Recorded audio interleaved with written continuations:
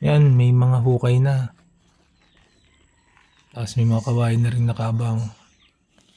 Binabalutan lang yung dulo ng kawayan ng sako na semento. Yan, nabuhusan na.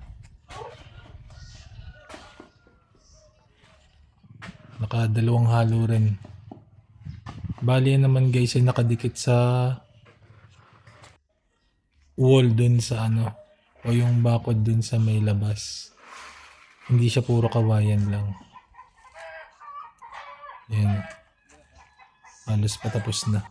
Guys, ayun na yung kulungan. Yan. Konting repair pa sa ilalim para hindi makapasok ang mga predator tulad ng aso. Ayan, lalagyan pa ng baka. Yan. Medyo malambot pa, patitigasin na lang. Tapos gagawa na lang bahay dito sa loob. May divider na. Lagyan na lang din ng pampatigas. Pinto ng kabila doon. Malaki pa rin ano. Tingnan natin kung kaya pang ihatiin. Kung dalawang pitak lang, hatiin pa sa isa tong malaki.